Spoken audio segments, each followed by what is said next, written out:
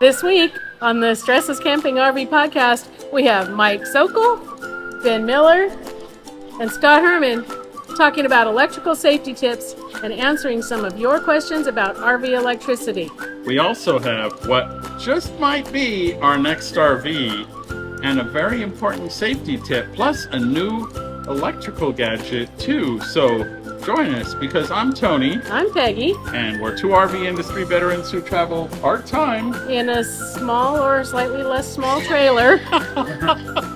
looking to share tips, and I don't remember what else we do, but It's written right there. It's written right there. So looking to share big adventures and help you with great tips, Tricks. and discounts. You know, 260. After 260 something, you'd think we'd know those words. Oh, man. So if you have always wanted to see how we store our stuff, I'm sure that keeps you awake at night. Where do they put their pots and pans? where do they put the trash can, and where does the dirty laundry go? We have an answer for you. And That's not right. only do we have an answer of where we put our stuff, but Tony and Tina, our friends from T&T RV, who are out RVing. there in the audience. In the crowd of hundreds, maybe thousands? Thousands Yeah. of crowd out there. I think they're in the fourth row. Tony and You in the black. Tony and Tina from T&T RVing showed us how they organize their 2205S, which is completely different from how we do it. Yeah, and it's kind of cool. So what we did is we videoed their trailer and they videoed ours. And so we have both those videos for you to watch at our home on the web at StressLessCamping.com. So if you're always wondering, where in the wide, wide world of sports do I keep my trash can if I buy a Rockwood Mini Lite 2205S? Have we We got have an answer two for answers for you. you? Well, actually, the trash can's in the same place. But anyway, we are super excited to have Scott and Ben with us today from ABC Upfitters. So instead of us telling you how great it is, why don't you guys tell us how great it is? All right. Yeah, so we install the power package, which Tony and Peggy have in their trailer. And we do this system in basically anything that you can camp in. We have a solution for you to help get your RV off grid. And we get all kinds of questions. A lot of people are like, can you run your air conditioner off battery? Yeah, Yep. you can. The idea is that you paid for the whole trailer. You may as well be able to use it all, whether it's plugged in or not. So that's kind of our area of expertise. And I know we're talking about safety features today, and our system does have built-in safety features that we'll be happy to talk about a little bit later on. Yeah, and one of the things I really like about your system is that everything is from one company. It's Mastervolt. It's all installed by one company, and this is something. Yes, we're going to talk about safety later, but it's just, you guys speak English. You know how to translate from nerd to normal, and the systems just work. And I've said plenty of times, the one thing I never worry about in our RV is that power system. Right. I mean, it's just there and works. So it's a great system. How would I get hold of ABC Upfitters? The best way to get in touch with us would be by giving us a call, 574-333-3225. And the other new great way to get in touch with us is via our new website, abcupfitters.com.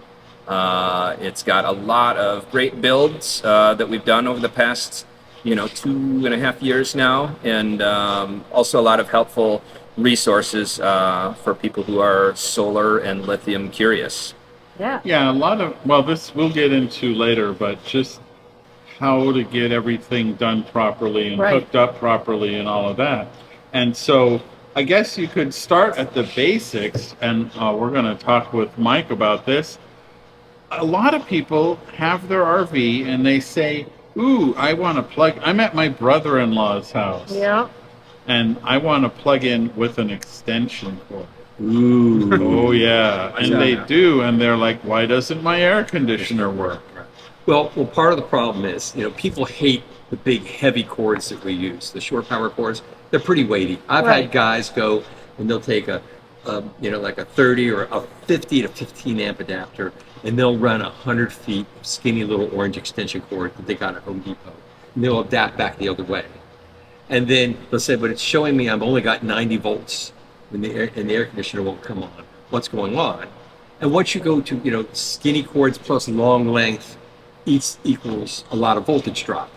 Sure. And so that's where you have problems. Now, one of the things, I actually have a master volt system in my little Geo Pro Yes, you 19-foot do. toy hauler. In fact, it was a prototype that you guys built. And it does something because it's got the hybrid inverter that allows you to go and say, I want to draw a maximum of, say, 7 amperes from that line. So I'm going to limit it so it's not going to draw 30 amps anymore. And in fact, I did that the other day. I've done this a couple of ways. So normally you can just go and say, I will take up to 30 amps if I have 30 amp capable thing. But I've been able to charge this up off of my dad's little Honda EX1000 that he gave me. And it's a 1,000 watt. I mean, this thing is a beast. It's an old thing that looks like an inverter one. And I just dumb this down and say 7 amps max. And then it uses 7 amps. And then whenever the air conditioner is running, it takes the extra from the lithium batteries and blends them together. It'll take the whatever it needs from the lithium batteries, and then whenever you're not using it, it puts it back. And the first time I'm thinking I've got to flip switches and turn knobs and everything. No, you just say I want 7 amps max. And I also did this from the car generator, that little remote one that you can hook on if you need some backup power when the sun doesn't shine. It's not shining for a few days. We hook that on. 1,000 watt one. You can easily set that for 7 or 8 amps, and that will then let your engine idle. And guess what? You can charge it back up and while you're running air conditioning and other stuff, because it's just floating the battery up and down, and it will keep you from overloading your extension cords too. So it's a safety thing. We were all at the Frog Rally, by the way, and Mike just gave a seminar that I sat through, which another excellent seminar, and you had talked about heating up a extension cord. Oh yeah. I do. Okay. My wife asked me the other day. She said somebody had something. They said when they were 8 years old, they knew what they wanted to do. What did you know you wanted to do? I said I wanted to have a mad scientist laboratory and get to blow up stuff. So guess what I've got? I have my own mad scientist laboratory, Funkworks Lab, which I've named it, which I get to blow up stuff. Yeah. So I took and ran a skinny little 16 gauge extension cord, and I ran 30 amperes to it while I had cameras on it and infrared, thermal temperature gauges on this thing. And in 5 minutes, it was up to 190 degrees. Wow. In 5 more minutes, I'm sure it would have caught on fire, but I was being a good husband. This was in the house. My wife said, no fires in the house. But now I have a big concrete pad in the back. Yeah. You know what that means? Controlled environment. Yeah, I've got the environment, and and I'm thinking, okay, I think I need to set one on fire. The local fire company wants me to run a PSA on using surge protector strips to run space heaters at home, because they get fires every year when they take those outlet strips, run a space heater in there. Those things burn up like crazy. Yeah, you said 16 gauge. Remind people or tell people. The numbers go like opposite of the size, right? The fatter they are, the lower the number. Yeah, so for instance, a 10 gauge cord is good for 30 amps, right? And then an 8 gauge is like 40 amps, and 6 gauge is like 50 amps. And you go down the other way, 12 amp, a 12 gauge is good for like 20 amps. 14 gauge is good for like 15 amps. So as the numbers get smaller, so the 16 is like that little 6 foot it's thing with you the get one 100 outlet foot at one. the end of They it. say light duty. Right, but they're the ones that everybody has behind the bed so that you can plug in all your phone chargers. No, that's 18 gauge. Oh, that's 18. 18 okay. gauge. And that's the one with the little pluggy thing on the end and no groundy thing. Yeah. Oh, God. Yeah, that groundy thing. Yeah. I thought a 12 gauge was to keep burglars running. Now. Now, it's like shotgun stuff. Those shotguns, I'm not sure where It's it comes similar, from in yeah. America, but basically it has to do with the number of balls that you can drop in there that weigh a pound. Huh. So a 10 gauge has less balls that you need to weigh whatever the weight is. 12 gauge is smaller, and 410, of course, is its own little world. Okay. When we tell customers though to use the AC in limit and dial it down for the extension cords on the power package, we typically, if they're going to be using the 15 amp extension cords, we tell them to use like a heavy gauge. We don't want 50 foot Right. 16 gauge wires. But again, the system allows you to dial down the AC in limit on the 3,000 watt inverter on power package all the way down to 1 amp. Yeah. Oh, it's that low. Yeah, I did it once to try it. I have some 100-foot 12 gauge cords that I bought. They're basically commercial duty contractor cords. Yep. And I can run that from my house all the way out if I need to do something. And I think that's the best thing to get. The best solution. So, as with anything, buy something good, and but thicker and more expensive is typically better. Big Yeah. wire is happy wire. Yep. And Yes. You can't go too big, right? I used to think when I was a kid that the electrons were going to get lost somehow in the wire. Of course, this is They when- wouldn't know their way because it's This such is a when big I'm like path. 5 years old, 6 years old. Because remember, I started doing this when I was 4. Okay. And then I've quickly learned the bigger, you can't get too big of a just wire. The electrons are like, imagine? I don't know which way to go. Can you imagine having a 4-year-old like, what happens if I plug in this? Oh wait, my parents did. Yeah. Well, imagine like on a turbocharged car, opening up your exhaust and going to a bigger exhaust so you get better flow. That's basically what it is. Okay. We have a golf cart that we rely on lithium batteries in. It's a 48 volt system. And we just use the factory wires that came with the lead acid batteries, which is fine because that's all it's rated for. But it never hurts to open up that wire to a little bit bigger to allow those electrons to move faster, and you're going to get better performance. People buy an RV now and it has solar panels on it and it says solar ready, and I'm sure you guys deal with plenty of those rigs. What do you see when you start looking in the walls and behind the panels and such? Well, solar ready is, you have to look at the wire gauge ultimately to determine how much power you can run through it. So there are situations when we're doing bigger solar setups where it's claimed as solar ready that maybe 10 gauge wire is run to support 30 amps. Well, if we're running an array that is larger than that, you're going to have to be aware of that and remove that wire, use a larger gauge wire. So I've also had a few of my readers say it was solar ready, and there's a ZAMP connector on the outside, and you go inside there's this wire hanging there, and there's no controller, and it's not hooked to anything. Correct. Oh, wow. It's 2 wires. So a common misconception is the solar on the side or that ZAMP connector. And basically what it is, it's a wire, 2 wires going to the battery, and that's it. There's no controller or anything. So customers have to be aware. You have to put a solar controller in place, because if you just hook solar panels directly up to that, most solar panels are 20 volt or more. You're running 20 volts directly to the batteries, and that's kaput. Yeah, No good. No good. that's when things get exploding, Right.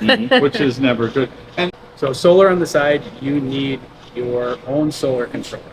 All the time. Absolutely. It's very important. And if you are planning to put in solar, it's not typically just a matter of, I'm going to put on one more panel and then a lithium battery and such. I mean, yeah, there are some rigs where you can, but typically it's more than that. Yeah, you have to first look at your controller. If you have 3 panels up there already that are producing 10 amps each, and you add another panel, you're not really getting your money's worth out of that extra panel.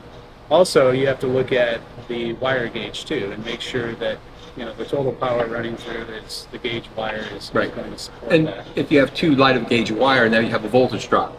Any voltage drop, you're losing wattage. Basically, you're heating up that wire rather than turning it into stored energy. And that's not good. Heated up Heated wire it up. in a wall?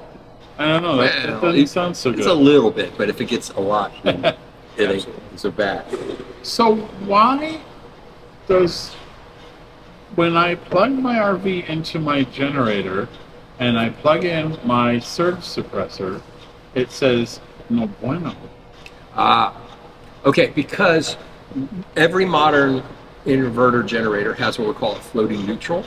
So it doesn't have a ground connection. So like 15 years ago, I invented the little plug-in thing with the neutral ground jumper, and it's a generator bonding plug. If I would have been smart, I would have patented it. But I thought everybody knew this. I was doing this for rock and roll stages because we bond big generators. So little generators, it's basically a plug that you can get online for less than $10 from Southwire. It's called a generator bonding plug, and you plug it in an unused Edison outlet on there. And what it does is it creates that neutral to ground connection. You never need to actually put a ground rod on a portable generator. Not required, not dangerous, not rated. You don't need to do that. But that will now enable you to plug it into, let's say you have an RV that has I've got an ATS, an automatic transfer switch at my office that it says it's ground, it actually detects grounds. So if it has an open ground, it just shuts itself off in 3 seconds. So if you're seeing that, then you just get yourself a bonding plug, plug it in one of the things, and then that creates the correct voltage levels, and then all good. Okay. And it is code compliant now. It took me 10 years to get this through the National Electrical Code. As of the last thing, it's now rated for as a temporary generator bond.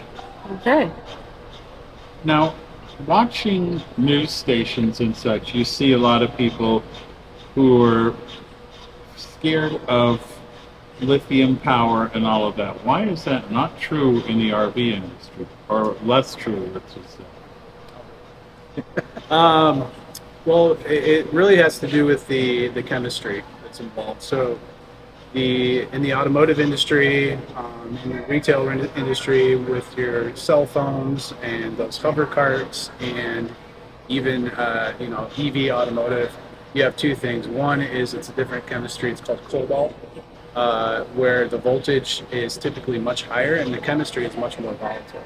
So you do have better performance from those batteries.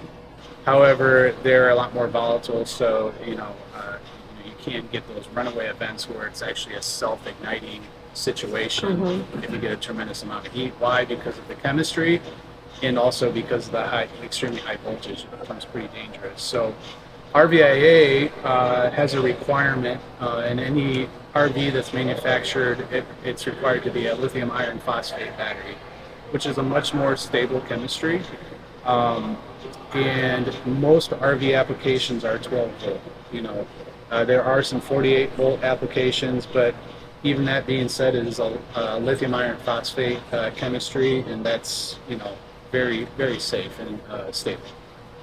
And one thing, if I might add, where you see a lot of these fires. So I did an article last year. There were like 200 of these little electric scooters that had caught on fire and blew up in New York City, in Manhattan. I remember that. In there, because they're buying the cheapest junk they can from China. There's no battery management systems, no BMS. And so this thing is just charging and charging and charging, and they literally like erupt when they get overloaded. So I had somebody challenge me, and they said that they had seen there was an accident, and like a muffler or something drove right through the middle of an RV battery, lithium iron phosphate, and it just shut down. It didn't catch on fire. And I said, so if I got a 50 caliber gun and shot through it, it wouldn't hurt it? And they said, no, it would shut down. We've done that. Have you? You got pictures? See, how come you guys get all the fun? Mastervolt has done that. Yep. We've shot the batteries, the MLI batteries with a 12 gauge, and like you said, the BMS sees that and it just shuts everything down. Wow. And again, with the chemistry of the battery, it's very stable and it's not going to self-ignite.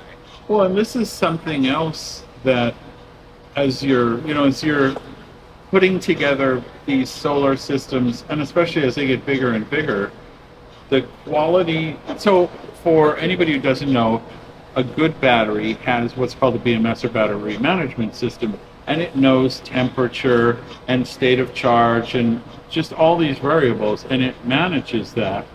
And when you're buying those really low price batteries that are import, you may get no or very poor BMS. Yeah. And that's another reason for good quality lithium systems, is you get state-of-the-art high quality BMSs. Yeah, there's really a couple things there with BMSs. First, RVIA controls what's produced in the OEM. It does not control, obviously, the aftermarket and what's available on Amazon or Alibaba or wherever you may find, Yeah. a lithium battery for a good price. But they do a couple things. They require that there's a BMS, and that being said, there are some BMSs that are not set up to support the loads that are running the battery. You see a lot of these huge, lithium iron phosphate batteries, 300 amp hour, for example, 12 volt, with only 100 amp, discharge capability, which, in many cases, if you're running an AC or a high power inverter, you're going to exceed that and exceed the ratings of the BMS. So Mastervolt, what we do is we have a 500 amp rated for our MLI discharge BMS. And in addition, we hook up a mechanical relay to those batteries. It's called the safety relay. And so our BMS is talking to the safety relay when the system is on. And if it doesn't like something it sees, high voltage, low voltage, high temperature, it will mechanically disconnect the system from operating. So some additional safety features that complement the BMS that's already there. So, and I think that that's important because the last thing you want is a battery discharging super rapidly. Yeah. And this is, remember Star Trek when they would always put phasers on overload? You don't want that. You want to have safety features because there is quite a lot that if it discharges itself in a few seconds, it's going to be really, really bad. So safety features are good. Well, I know there are some people listening or watching who are just listening to Ben talk about the various specifications, and we're like, what in the heck is he saying? And you want people who understand that kind of stuff rather than people who are mystified by it. And it's good to know that you guys, that's why we like having you here, because you understand a lot more than the average bear. And it's good to know, and I encourage everybody to do research, especially if you're looking to invest in a system like this, right? It's an expensive investment. It's a big upfront cost. But that being said, the beauty of the system is you don't need to know this stuff. Right. You need, there's very few things you need to know. All this stuff that I'm talking about is something that our Mastervolt engineers put together in the system to work behind the scenes. So you really don't need to think about it other than just turning the system on and off and monitoring how much time you have left on your battery. Right. It's going to do everything else, managing the loads and making sure you're not overcharging or over discharging the battery. So, but if you are listening and you're like, I wish I understood what Ben said just a little bit more, call them, ask them specific questions, and they can explain it in a way that will make more sense, or at least say only a few words at a time so you can absorb those I words. will say, they also talk to engineers like myself. Yeah. If I want to go deep, Yeah. they go deep. Right. They go long, I'm throwing you a Yeah. big one here. Nerds are And they'll normal. go in, and that's what you want to know. Yeah, I mean, how many people we know have spent a year or longer putting together systems that, they ultimately work, Right. but then, I mean, I don't mean this to be a whole episode commercial for ABC Outfitters, but we speak the truth.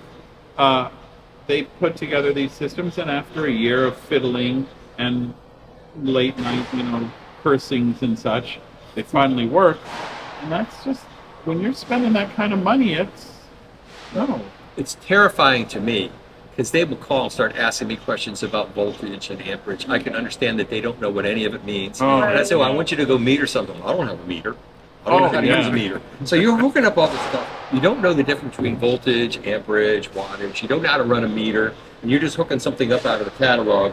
And I'm going, dear God, you're going to kill yourselves here because this is bad stuff. Yeah, you're playing with, there's a lot of electricity moving around. Right. They build batteries from scratch. They go buy cells. Yeah. They go buy a box. They put them in a wood box. They'll go buy a BMS and they'll call me and I say, I will not touch this. I won't tell you anything because if you touch it, you own it. I'm not telling you nothing. Right. Go away. Right. Go buy one. It's tested, warranty. Yeah.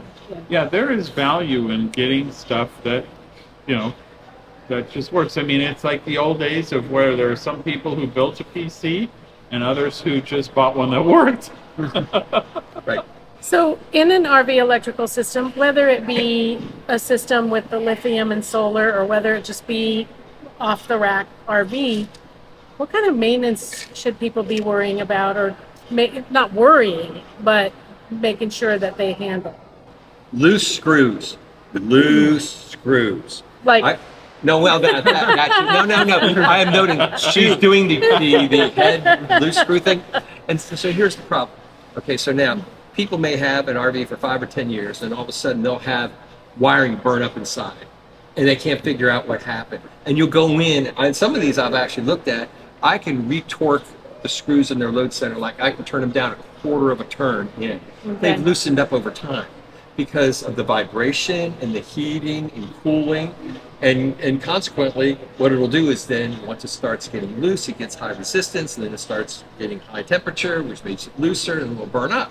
now I remember learning from you probably last year when we were here, the reason for when we put our 30 amp in the side of the camper, it's got a twisting lock. Right. And we used to be lazy about locking that, and you said if it's loose, then all those electrons are lost and they're panicking. I don't think I said that. No. No, they're not panic electrons. But No, so that was in relation so- to what you said earlier. But when it's not a good solid connection, Right. then things are trying to jump across gaps and Yeah, well, what happens? causing trouble. So that's a twist lock connector. Remember, that Yeah. was designed by Hubble in the 40s.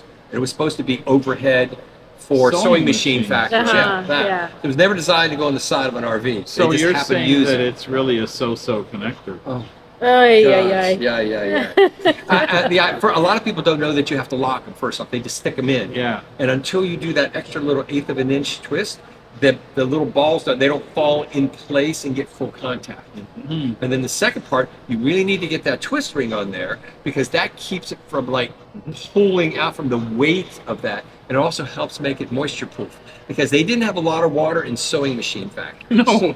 So they were never designed to be water resistant. So if you don't do both of those things, I had one guy said, well, you know, it takes me an extra like 30 seconds to put that on, and I just don't have the time. I said, you're camping. You're going to have 30 seconds to do this, right? It's funny. And that's where that's the overheating point. In the same way, the TT30, the one that plugs in over on the pedestal itself, The that was sad face. that one. The It was sad never face. designed with long enough male terminals on it, connectors on it, so it tends to fall out. Yeah. So one of the things that I've done, and I found this in my own lab, I've got a big bungee cord that I wrap around there just to hold it in to make contact. Well, another Okay. tip I've gotten from you in the past, we bring spritz of deoxit. Deoxit is the best. Yeah. It's absolutely the best. I've seen so many of those 30 amp plugs melt. Yep. And people say, oh, I have a surge suppressor. Why didn't it work? It was I said, working. surge Yeah. protector's got nothing to do with this. Yeah, This it was- all has to do with large amount, not even a large amount of current. I had one that I burned up at 8 amps. I did this 8 amps for hours, and I made it as a bad connection. I was able to cause it to melt down. Huh. I can make anything blow up when I need to. One of these days I got to come out to the Funkstown lab. That's No, right. no. Funk works. Funk works. Funk Works. Funk Yeah, works. yeah. It's just located Not on Funky Funkstown Town. Hill, outside of lovely Funkstown, Maryland. Yes, Funky Town was our hit song many years ago. Bop, bop, bop, bop, bop. That's it. Lips Incorporated. Yes, Yeah. baby. Funky Town. That's it. But yeah, it really is a matter. I think that I've had guys that have had RVs that are 20 years old and they've never checked anything. I will say you want to get a torque limiting screwdriver to do this properly.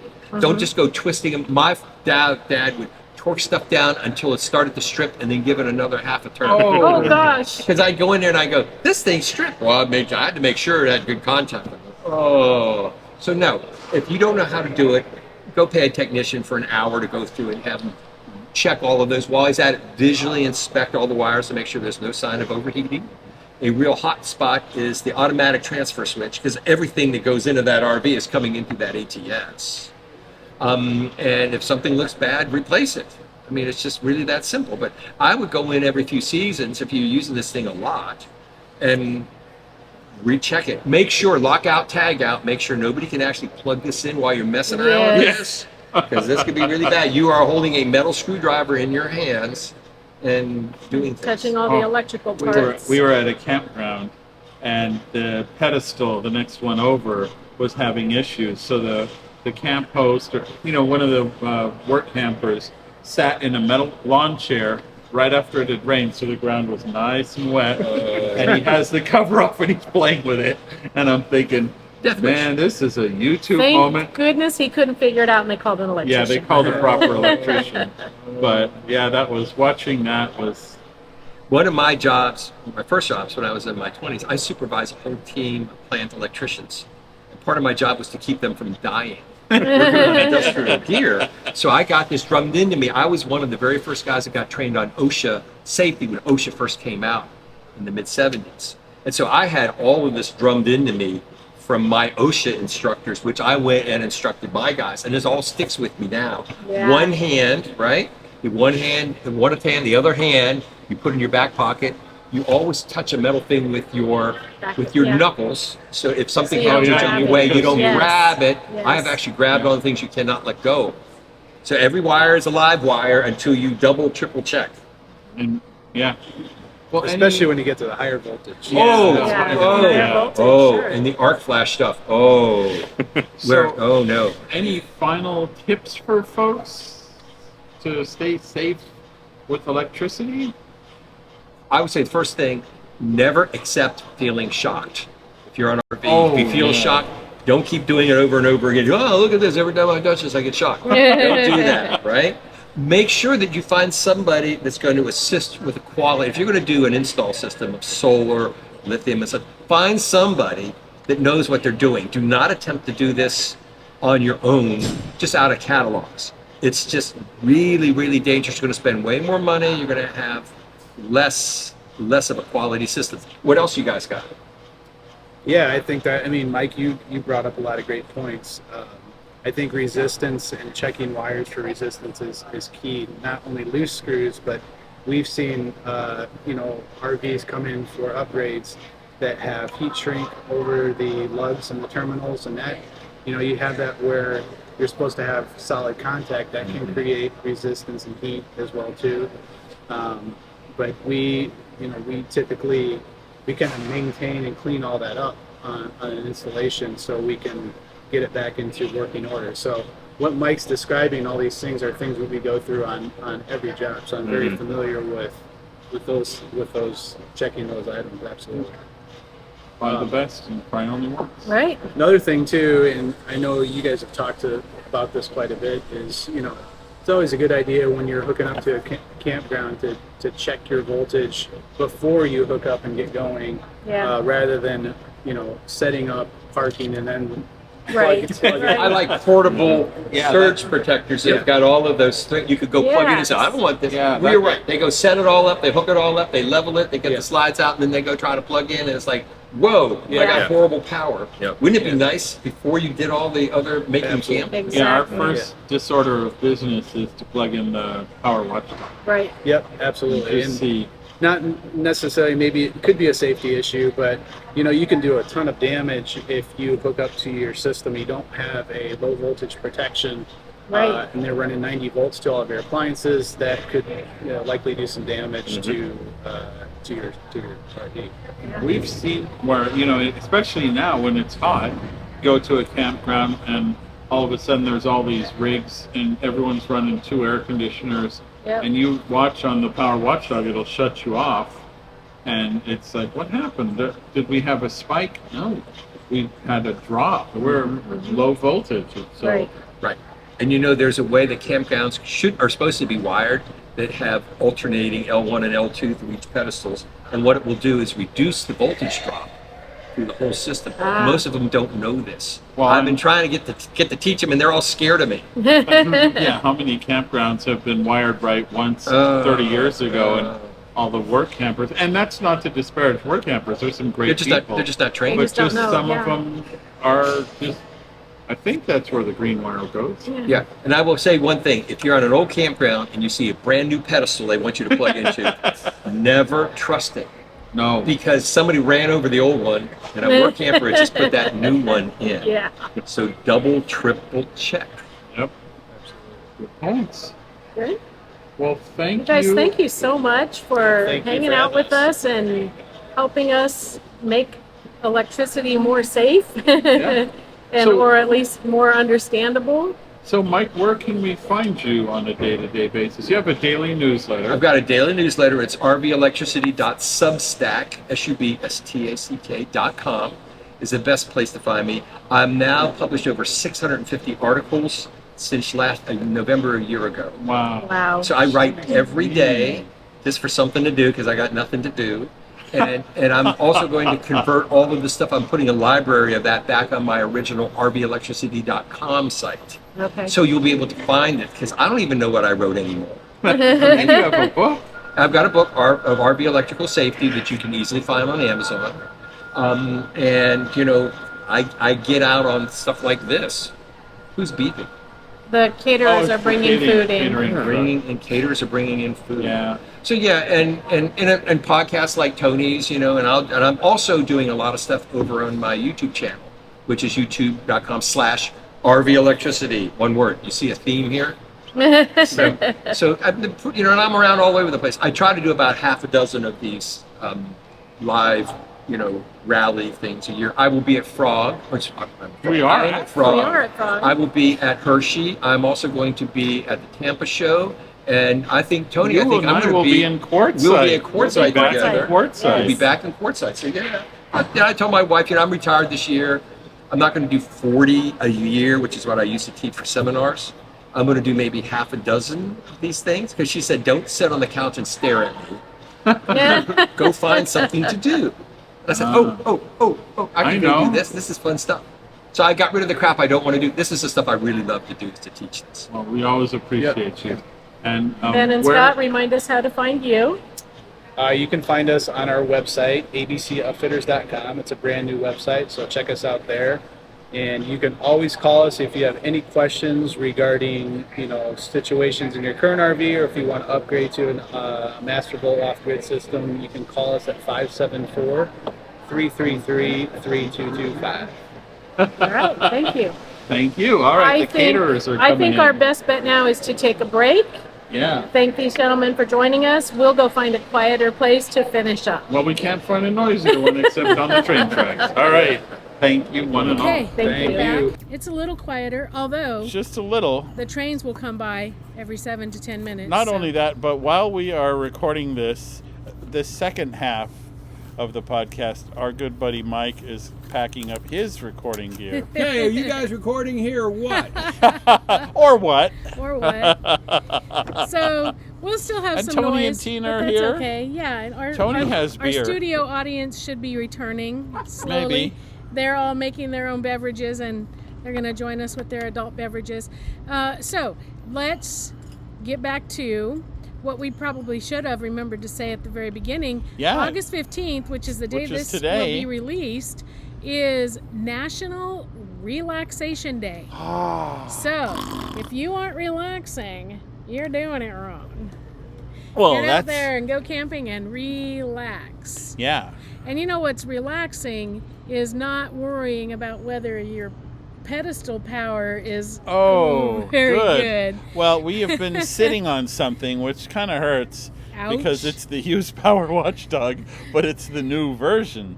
Mm-hmm. And Hughes has upgraded. If you already have a Hughes Power Watchdog, keep it. It's a wonderful device. Yeah. And we do have an episode where we talk to the folks from Hughes Power Watchdog.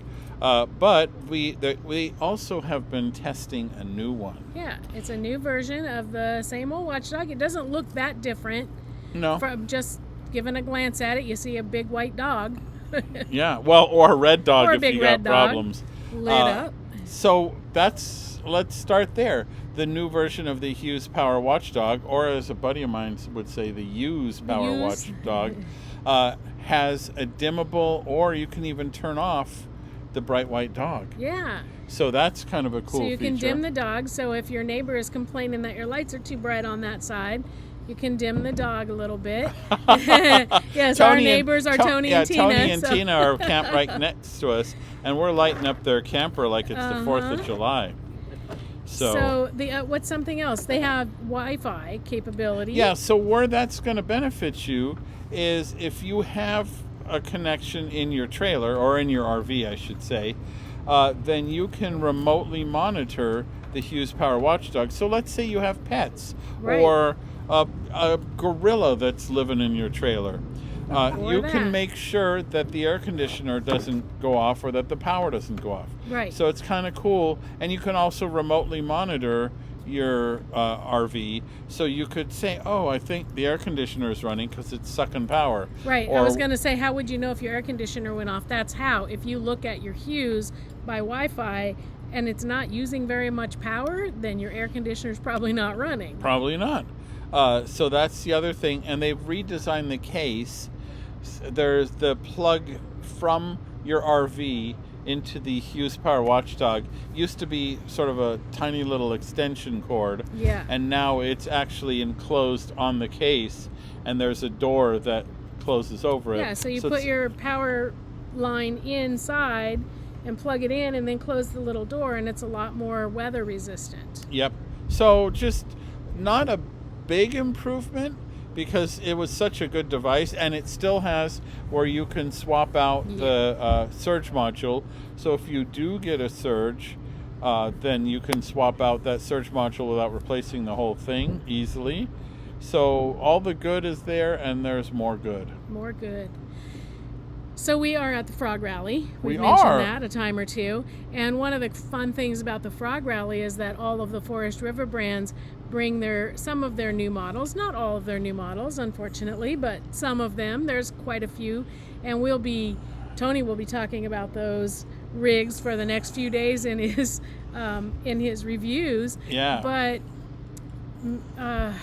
as much as I said, no, it's not going to happen, no, it's not going to happen, no, it's not going to happen, we're looking at a slightly bigger mini light, you guys. By the way, Mike Sokol, my Thank you, good Mike. buddy, just brought me a beer. It is Warrior Wheat. Oh, it's a Hefeweizen. Oh, Ooh. I would love to try one. Thank you. You want to taste it before you taste Well, it? yeah. Before she commits. Before I commit. This is what camping's all about. You have good friends. Oh, yes, please. Good people. There Thank you go. you. Okay, so Oh my, that's good. So we are looking at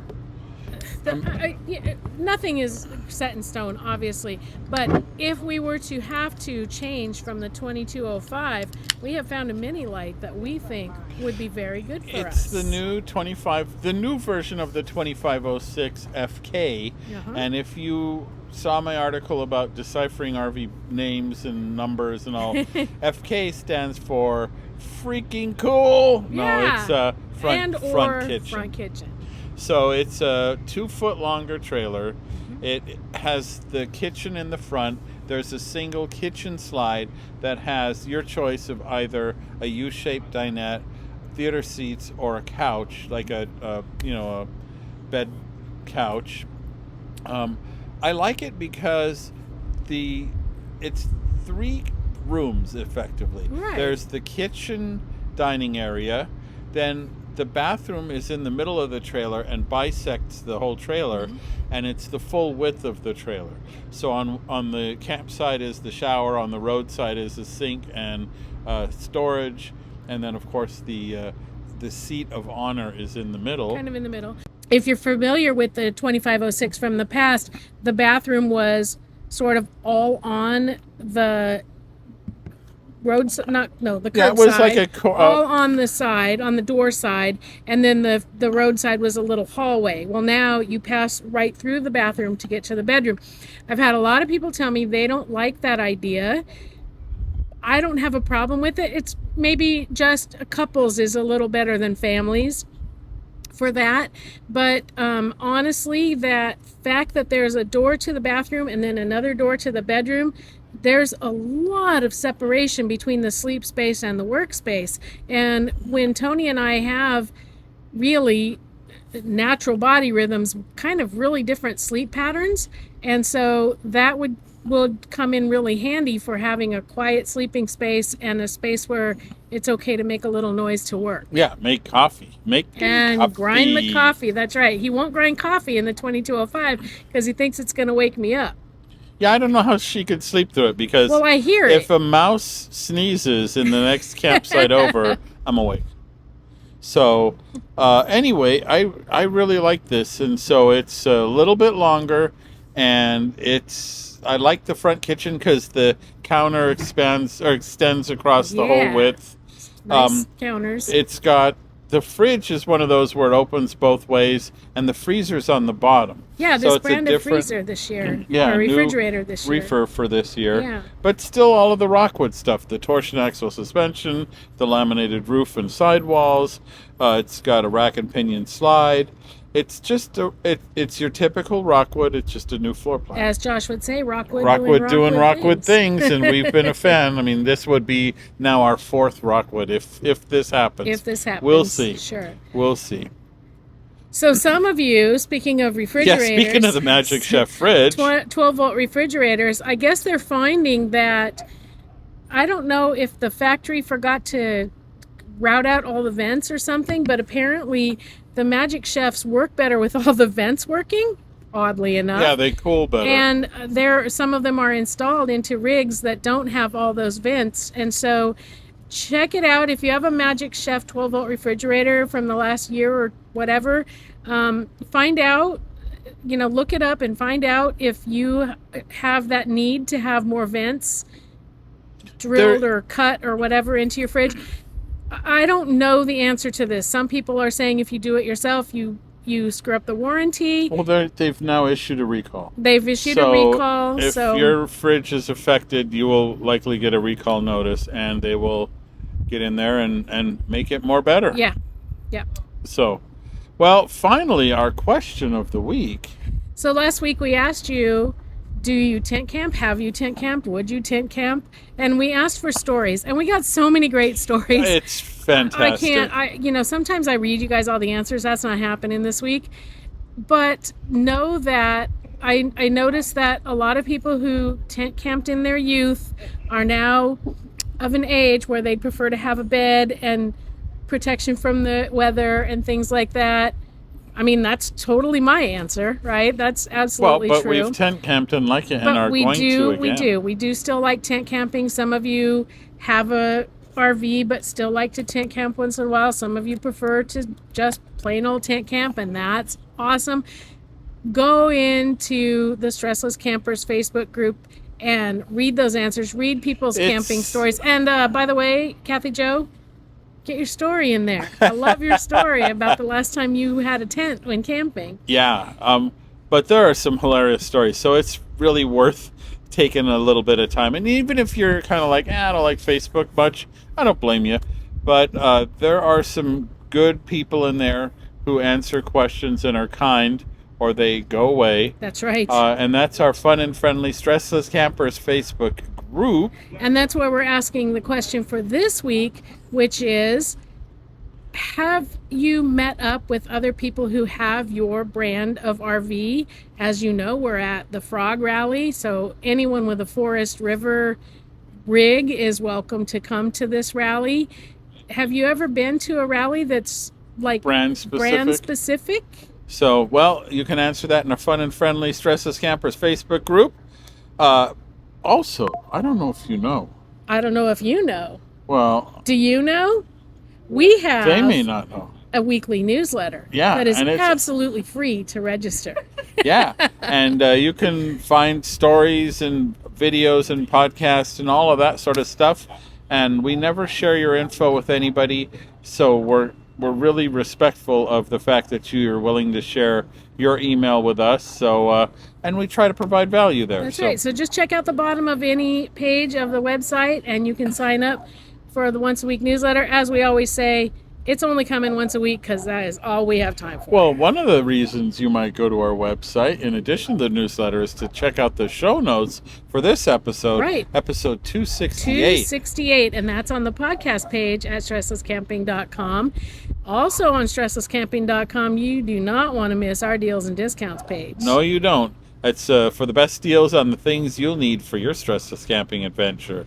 And, if you have a great deal that we don't already have on the website, please let us know. We are always happy to make that page bigger. Yep, absolutely. Of course, we are in all the social places, sometimes antisocial places. And so if you would like to join us wherever you like being social, There's links on our website too, so you can jump off to all the places you enjoy wasting time on the internet, because I know I do.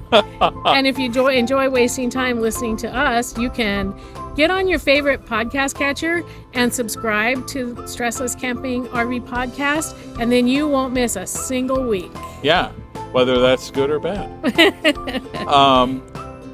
But we are saving you a seat around our virtual campfire, and of course we really appreciate your reviews and comments and shares and likes and whatever, all that things. stuff really makes a big difference. So cheers, something you liked, share what you find off our website, and we have a link in our newsletter of how to do that too. So you can share it with your friends on social media and make yourself even better resource by providing answers that we are very careful to make sure are accurate to the best of our knowledge. Well, I guess that is it. Yeah. We didn't even get a train. No, yeah, here at the Frog Rally, we're at the Elkhart County Forage Fairgrounds, and every 7 seconds a freight train rolls by, except now. Except now. Just earlier, to prove as a we point. were recording, the caterer was coming in, so I guess that made up for the train. I guess that made it up. Well, anyway, that's what we have for you this week. We appreciate you being here. We look forward to seeing you again next week. And StressLess Camping.